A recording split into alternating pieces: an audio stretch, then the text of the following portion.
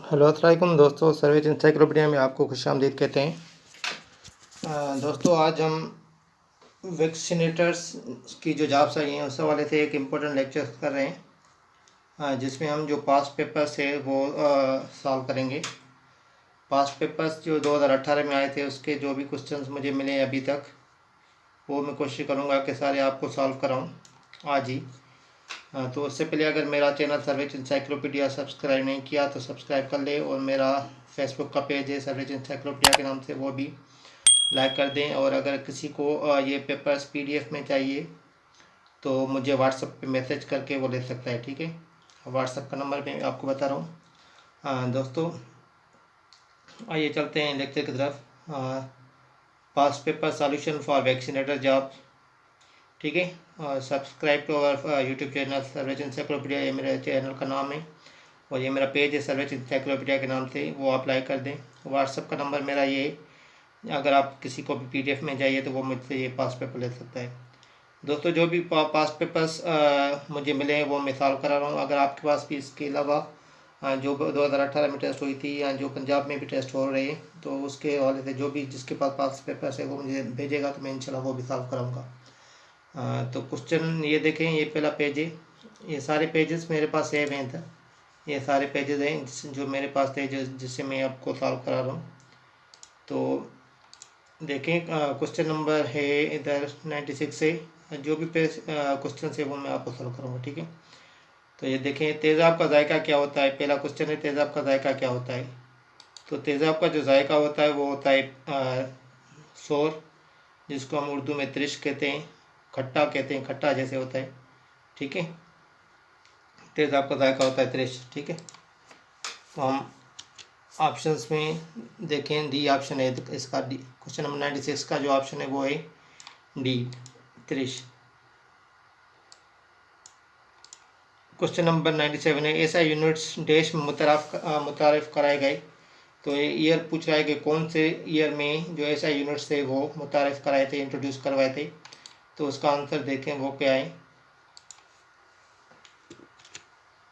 वो है answer D, 1960 में ऐसा यूनिट्स को मुतारफ़ कराया गया था, ठीक है। और क्वेश्चन नंबर 98 है, बाई मेटल की स्ट्रिप देश में इस्तेमाल होती है। तो ये नीचे ऑप्शन से रनवेज, थर्मोस्टेट्स, छतें और दीवारें और पहियों में। तो इसका जो बाई मेटेलिक स्ट्रिप होती है उसमें दो मोटल्स की राड्स लगी होती हैं, स्ट्रिप्स लगी होती हैं जो अलग अलग क्वालिटीज़ होती हैं। तो उसमें थर्मोस्टेट जो होता है उसमें ये यूज़ होती है, ठीक है। तो थर्मोस्टेट जो है वो हमारा राइट आंसर होगा क्वेश्चन नंबर 98 का। ये दोस्तों पास्ट पेपर थे जो डिफरेंट पेजेस पे शेयर हुए थे, उसको लेके मैं आपको ये सॉल्व करा रहा हूँ, क्योंकि अभी जो टेस्ट होने वाले वैक्सीनेटर्स के जो पंजाब में भी होने वाले हैं और सिंध में भी अभी जॉब्स आई हैं, जो कि जिसकी 28 फरवरी लास्ट डेट है अप्लाई करने की। तो हो सकता है कि ये सवालात रिपीट हों, इसलिए ये बेहतर होगा कि आप पास्ट पेपर्स के गो थ्रू कर ले, ताकि आपको आइडिया हो कि यहाँ से आ सकते हैं, इन एरियाज़ में से सवाल आ सकते हैं। और जो पिछली दफ़ा भी टेस्ट एनटीएस वालों ने लिया था, तो इस दफ़ा भी एनटीएस ले रही है, तो आपको पास्ट पेपर्स देखने चाहिए और सैम्पल पेपर भी देखने चाहिए और सिलेबस को फॉलो करना चाहिए, ठीक है। तो आइए चलते हैं अगले क्वेश्चन की तरफ कि मंदरजा झील में क्या जानदारों की साख्त और फ़ैल की बुनियादी इकाई है। ये पूछ रहा है कि बेसिक यूनिट ऑफ लाइफ क्या है। बेसिक यूनिट ऑफ लाइफ हम कहते हैं सेल को, इसमें उर्दू में कहते हैं खलिया को, ठीक है। तो वो होगा, देखें ये ऑप्शन नंबर ए 99 का क्वेश्चन नंबर होगा आंसर 9 खलिया, ठीक है। क्वेश्चन आप नोट कर लें, आप अपने पास जो भी है जिसके राइट आंसर है वो आप नोट करते जाएं भले आप अपने पास। और अगर जिसको पीडीएफ में चाहिए होगा तो वो मुझे व्हाट्सएप पे मैसेज कर दे, तो मैं इंशाल्लाह उसको भी भेज दूंगा ताकि आपके लिए फ़ायदेमंद साबित हो। ये है मंदरजा झील में से क्या एक नस्ल से दूसरी नस्ल में मुंतकिल की जाती है और उनकी तादाद मुतय्यन होती है। मुतय्यन मतलब फिक्स्ड होती है। वो इधर ऑप्शन कट गया है शायद, एक मिनट में इसको ठीक कर देता हूँ।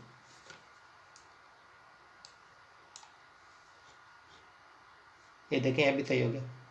तो इसको क्रोमोसोम्स ऐसे होते हैं जो कि एक नस्ल से दूसरी नस्ल में जाते हैं और उनकी तादाद फिक्स होती है, ठीक है। तो क्रोमोसोम्स इसका राइट आंसर होगा।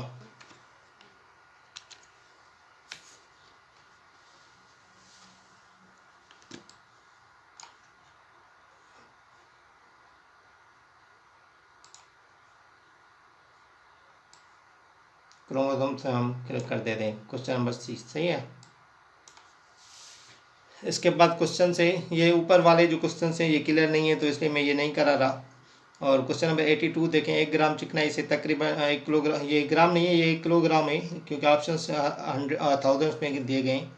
तो 1 किलोग्राम में चिकनाई से तकरीबन 1.5 कैलोरी एनर्जी हासिल की जा सकती है। उसका जो राइट आंसर होगा वो सी होगा, ठीक है।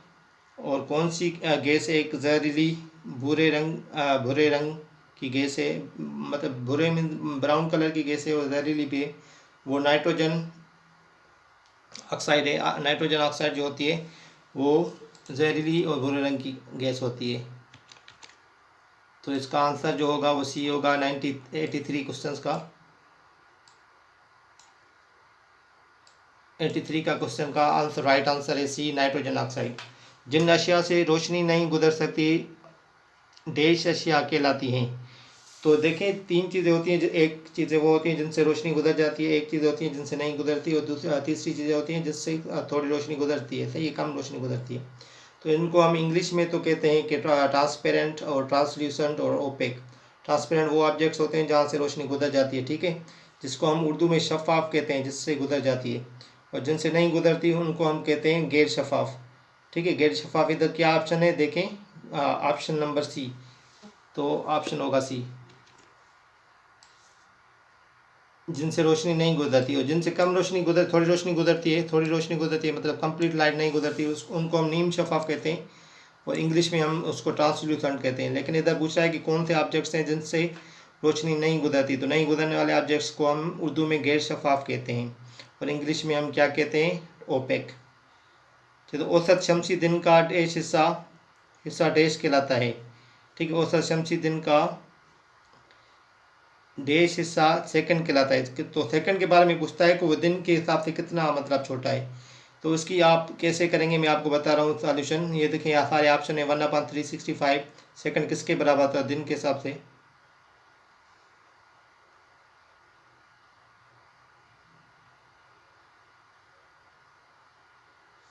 तो ये दिन का कितना हिस्सा होता है सेकंड, ये आप देख लें सॉल्यूशन इधर। ये देखें एक दिन में क्या होते हैं 24 आवर्स होते हैं, ठीक है। और दिन में 24 मतलब 60 मिनट 1 घंटे में होते हैं। तो 24 से हम मल्टीप्लाई कर देंगे तो हमें दिन के मिनट्स मिल जाएंगे। देखें ये दिन के मिनट्स है, एक दिन में इतने मिनट्स होते हैं। और एक दिन में सेकंड्स कितने होते हैं, एक दिन में सेकंड्स हम जब इसको 440 को मल्टीप्लाई करेंगे किससे, 60 से मल्टीप्लाई करेंगे जब, तो इनका आंसर आएगा 86,400 सेकंड्स। तो एक दिन में इतने सेकंड होते हैं। तो एक सेकंड कितने बराबर हुआ, 1/86,400 के बराबर। तो एक सेकंड इसके बराबर होता है दिन के हिसाब से, ठीक है।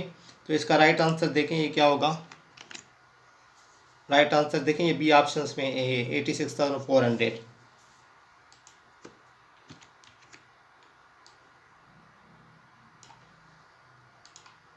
अभी क्वेश्चन नंबर देखें, ये सीरीज़ वाले क्वेश्चन से मैं ये आपको अभी जल्दी में कराऊंगा। और इसके मैं अलग से भी लेक्चर ले रहा हूँ जो कोई IQ सेक्शन हम कर रहे हैं। तो IQ सेक्शन में हम जो कर रहे हैं तो उसमें मैं अच्छे से समझाऊंगा। लेकिन अभी वीडियो मेरी लंबी हो जाएगी इसलिए मैं कोशिश करूँगा कि जल्दी में मैं इसका थोड़ा सा बता दूँ आपको जल्दी आंसर्स। तो क्वेश्चन नंबर 25 IQ सीरीज़ का है जिसमें अल्फ़ाबेटिक सीरीज़ दी गई है। देखें ये अल्फ़ाबेट है JK KBL LCM and MDN। तो इसको तरतीब को हमें पूरा करना है। तरतीब को पूरा करने के लिए नीचे ऑप्शंस दिए गए हैं कि आगे कौन सा जो अल्फ़ाबेट कौन सी आएगी, ठीक है। ये देखें JAKA, सही है JAK। तो पहले लेटर को पहले देखना है।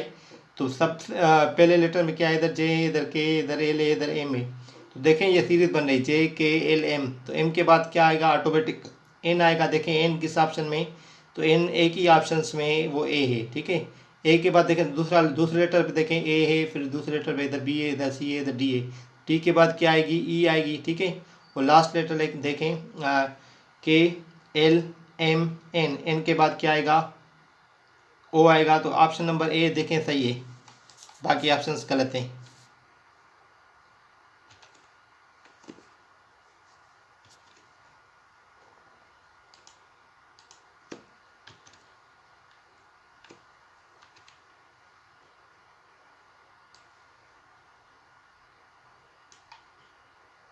ऑप्शन नंबर ए किसका गलत सही है, 25 का ऑप्शन नंबर ए सही है। दूसरे क्वेश्चन में भी आप ऐसे ही सीरीज चेक करेंगे कि कैसे जा रही है। देखो बी है, बी के बाद डी आ रहा है पहले लेटर में, उसके बाद एफ आ रहा है, उसके बाद एच आ रहा है, तो मतलब एक लेटर बीच में मिसिंग है। बी के बाद देखो सी नहीं है, फिर डी है, फिर ई नहीं है, फिर एफ है, फिर जी नहीं है, फिर एच है। एच के बाद क्या नहीं होगा, आई नहीं होगा, फिर जी आएगा, आई के बाद जे आएगा, ठीक है। तो ऑप्शन नंबर ए में देखो जे है और डी में जे है, तो दो ऑप्शंस में अभी हमें डाउट है। तो दूसरे लेटर को देखते हैं। सी है इधर, इधर ई है, तो मतलब बीच में क्या मिसिंग है, डी मिसिंग है, सही है। ई के बाद क्या आ रहा है, एफ आ रहा है, ई के बाद जी आ रहा है, चलो एफ, तो इधर एफ मिसिंग है दूसरे लेटर में, और जी के बाद क्या आ रहा है, एच, आई आ रहा है, ठीक है, तो इधर एच मिसिंग है। तो आई के बाद क्या मिसिंग, आई के बाद क्या आएगा, जे आएगा, उसके बाद क्या आएगा, के, तो के देखे किस में है, दूसरा ऑप्शन, तो जे और के देखो ए ऑप्शन में, दूसरी किसी भी ऑप्शन में के नहीं है, तो हम ऑप्शन ए कर देंगे इसका राइट आंसर।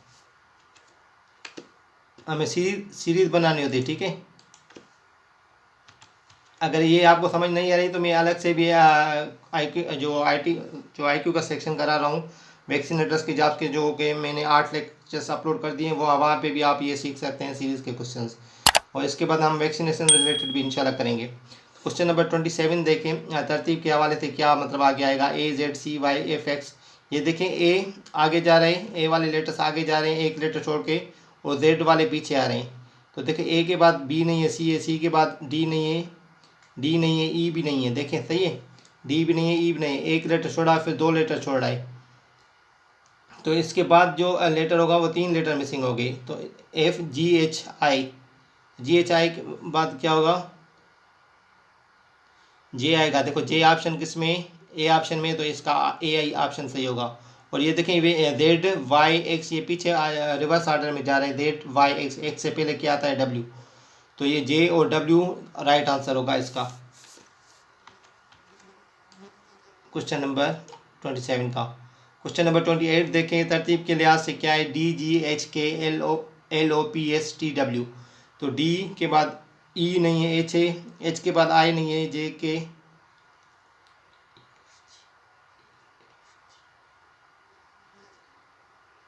डी के बाद 3 अल्फ़ाबेट्स मिसिंग है, सही है। डी के बाद कितने अल्फ़ाबेट मिसिंग है, 3 अल्फ़ाबेट मिसिंग है, ई एफ जी, ठीक है। ई एफ जी मिसिंग है, तो इसके बाद एच आ रहा है, एच के बाद जे के एल, आई जे के,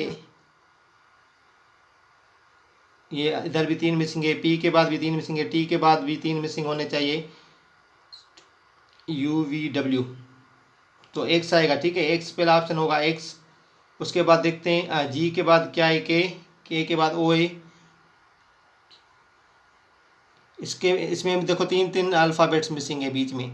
तो डब्ल्यू के बाद हम जब 3 अल्फ़ाबेट मिसिंग करते हैं, W X Y Z, X Y Z के बाद क्या आएगा, फिर ए आएगा, तो इसका राइट ऑप्शन भी होगा ए। क्वेश्चन नंबर 28 का जो राइट आंसर है वो देखें ए है।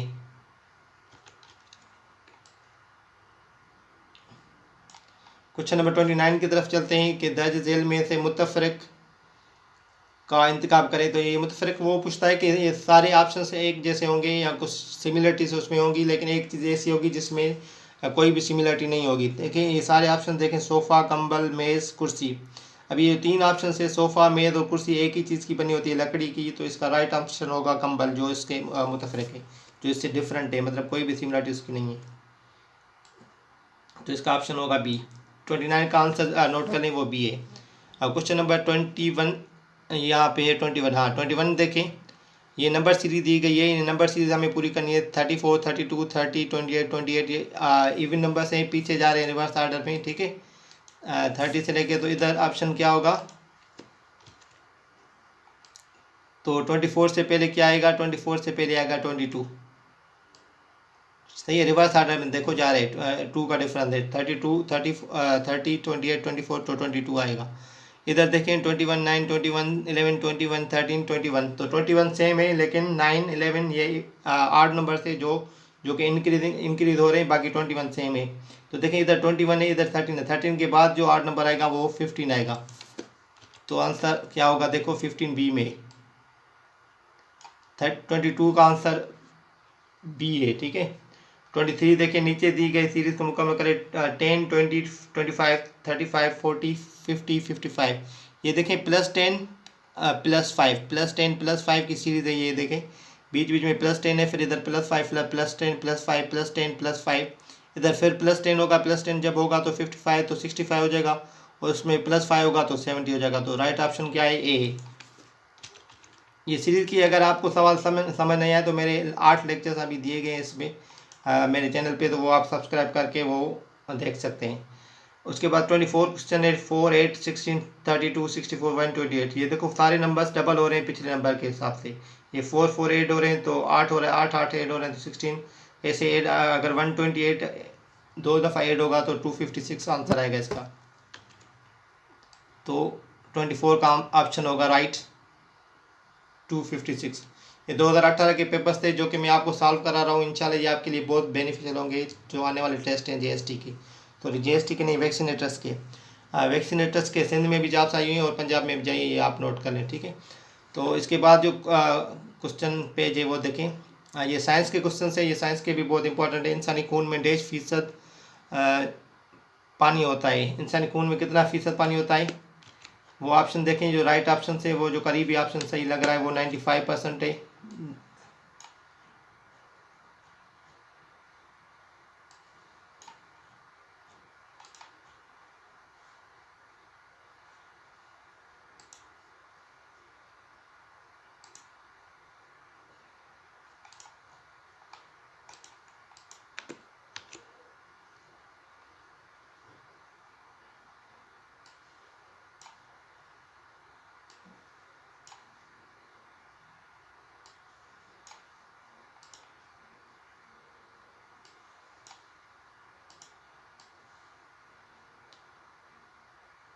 ये 95 हो गया, 91 का आंसर।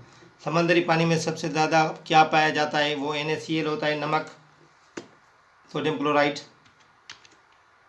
क्वेश्चन नंबर 92 का आंसर होगा डी। 93 समंदर के पानी को उबालने से ये वाफ बन जाता है और नमकियात पीछे रह जाती है, इसको हम फिल्ट्रेशन कहते हैं और डिसैलिटेशन भी कहते हैं, ठीक है। इसका राइट ऑप्शन होगा, क्वेश्चन नंबर 93 का राइट ऑप्शन होगा 93 का होगा फिल्ट्रेशन ए। दर्जा झेल में कौन सा अमल कीमियाई अमल और ज़ाहिर करता है? कीमियाई अमल वो होता है जहाँ से हमें जो प्रोडक्ट होती है वो वापस रिएक्शन में, रिएक्टेंट्स में वापस नहीं आए। एक दफ़ा जब तब्दील हो जाए तो वो वापस हम नहीं ला सकते, सही है। और फिज़िकल चेंज वो होती है जो कि मतलब वापस ला सके, जैसे पानी का उबलना वो वापस आ सकता है, नमक का पानी में हल होना ये भी मतलब वापस हो जाएगी जो स्टेट है। पानी का जमना वापस पानी हो जाएगा। तो जो खुराक से तवानाई मिलती है वो तवानाई से खुराक फिर नहीं बन सकती, इसलिए वो कीमियाई तब्दीली है। कीमियाई तब्दीली को हम इंग्लिश में केमिकल चेंज कहते हैं। तो हम राइट ऑप्शन होगा डी।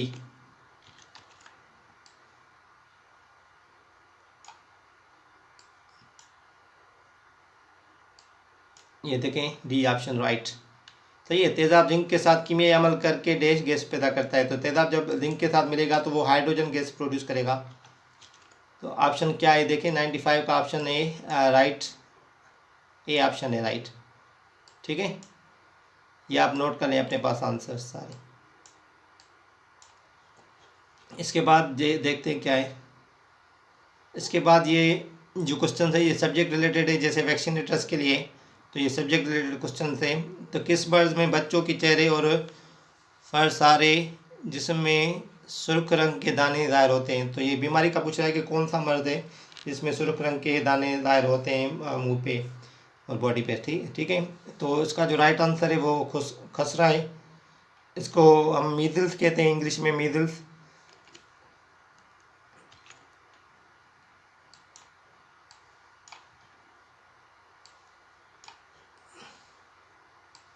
ये देखें B answer is the right answer, ठीक है, ये नोट कर लें। इसके बाद है वफा को चारों सूबों में पोलियो के लिए कायम किया जाने वाला इमरजेंसी ऑपरेशन सेंटर क्या कहलाता है? तो इसका जो राइट आंसर होगा वो बी होगा।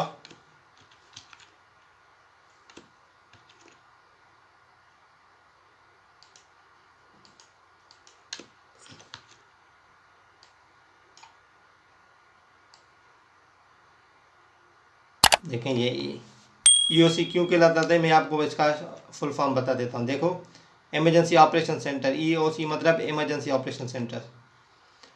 14 और 15 में चलाने जाने वाली खुसरा मुहिम में किस उम्र के बच्चों को टीके लगाकर मुकर्रर हदफ पूरा किया गया? तो 15 साल की उम्र के बच्चों को टीके लगाए थे 2014 और 15 में। ठीक है, तो इसका राइट आंसर होगा ए 15। ये क्वेश्चन नंबर 9 के ऑप्शंस में नहीं है, तो इसलिए मैं नहीं कर रहा। ठीक है, उसके बाद ये 46 क्वेश्चन से ये देखें, ये जनरल नॉलेज के क्वेश्चन थे। ये जनरल नॉलेज के जो क्वेश्चन हुए थे ये ज़्यादातर मतलब सिंध को टारगेट करे थे, क्योंकि ये सिंध में टेस्ट हुआ था NTS वालों ने। तो जनरल नॉलेज के ज़्यादातर जो क्वेश्चन थे वो सिंध की हिस्ट्री में से थे और सिंध की ज्योग्राफी से थे। ठीक है, तो सूबा सिंध में अकलियतों में सबसे ज़्यादा देश की तादाद है, तो कौन सी जो अकलियतें हैं वो इधर सिंध में बसती है? वो हिंदुइज़्म है, हिंदू। ठीक है, तो ऑप्शन होगा राइट बी।